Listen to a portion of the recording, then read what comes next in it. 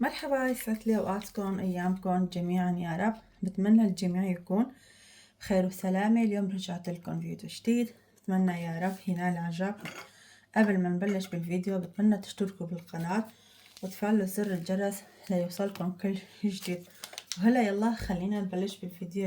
اليوم رح نعمل دونات، وانا عندي هون كمان كاستين من الطحين.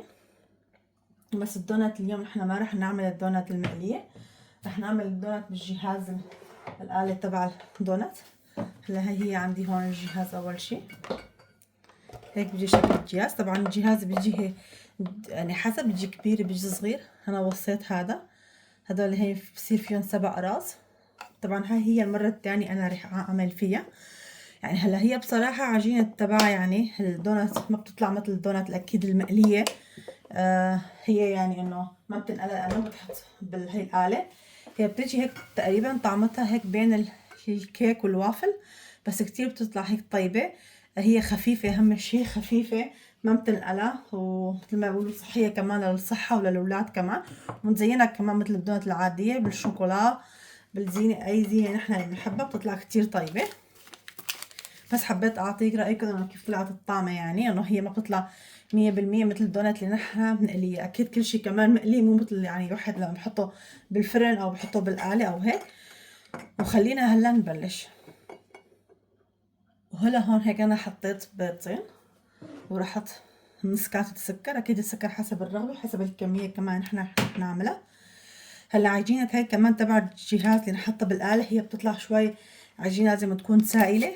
بشكل عام الدونات الثانية اللي احنا بنعملها اللي بنقليها بتكون عجينتها هيك شوي تقيلة، يعني هاي بتطلع شوي سائلة تقريبا مثل الجاتو وشوي كمان أخف منها. هلا هيك بعد ما حطيت البيض والسكر والفانيليا خلينا هلا نخلطهم مع بعض.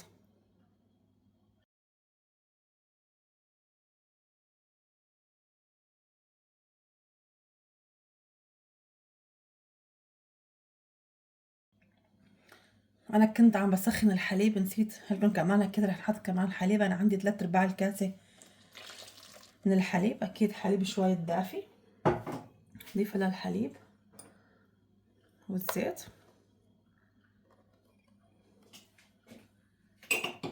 هلا كمان رح نخفون بس هيك قل من دقيقة مع بعض. جينا على الطحين. اكيد هلا رح نضيف الطحين تدريجيا ونخفقهم. اول شي رح اضيف تقريبا نص الكمية،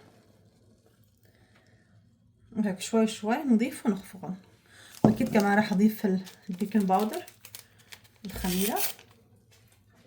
بس الأحسن كمان دوم الخميرة حتى كمان غربلة، لأنها أوقات أنا بتجي بالكيس فيها بتكون كتل هيك، حتى نخلص إذا فيه شي كتل هيك.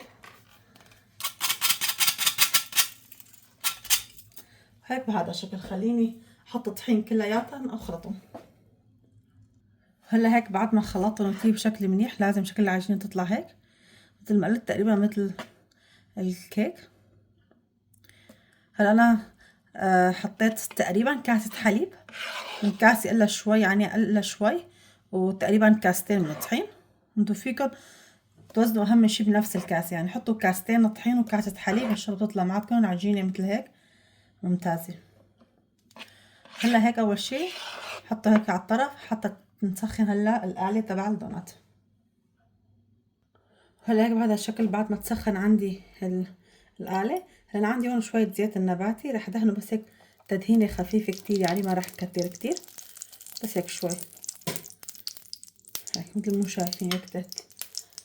هلا رح نصب الخليط هيك بهذا الشكل.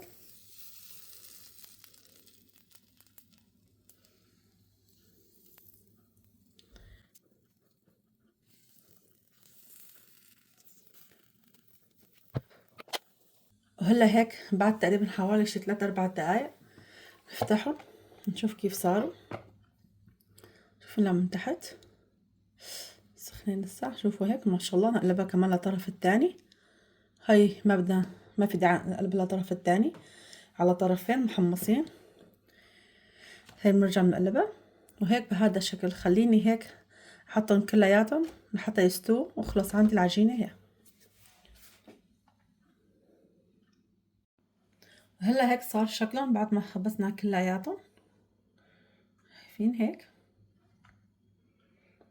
هلا انا عندي شوكولا الداكنه، الشوكولاته السوداء وشوكولاته البيضة كمان هسه عم بدوبها هلا على الغاز. دوبتن اول شي شوكولاته هلا سوداء، رح نغمزهم اكيد هلا بالشوكولا.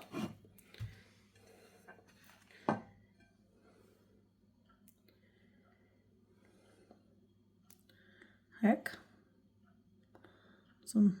للنص تقريبا بهذا الشكل ونحطهم.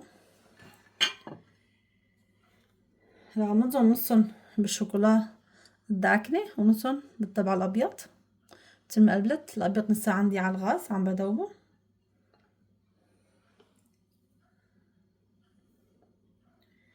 خليني هلا اول شي ادوب بالنص تبع بالشوكولاتة الغامقة، بعدين نبلش كمان بالشوكولاتة البيضة، ورح نزينهم كمان اكيد. هون عندي كمان مثل ما قلت الشوكولاتة البيضة كمان دوبته. هلا نغمز الشوكولاتة البيضة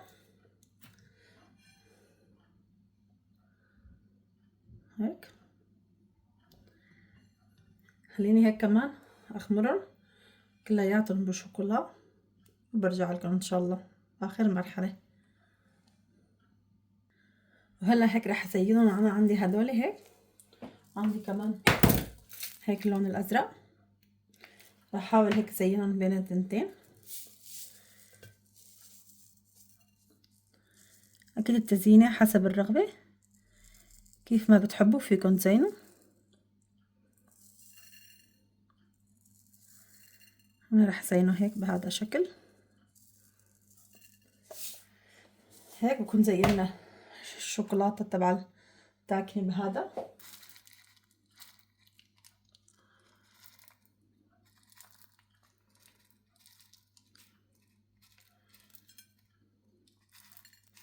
هيك بهذا الشكل كمان زينت هدول هيك. رح استنى هلا لحتى ينشفوا. هلا هون هيك بهذا الشكل بعد ما زينتها كلياتهم هيك هنشفوا. عندي كمان الشوكولا زي ما شايفين هيك صار.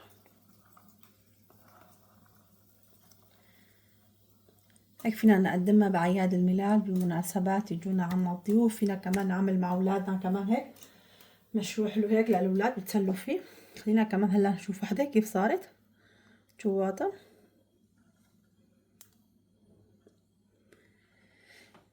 هي عجينتها ما شاء الله والحمد لله ناجحة 100%. مثل ما شايفين كتير طرية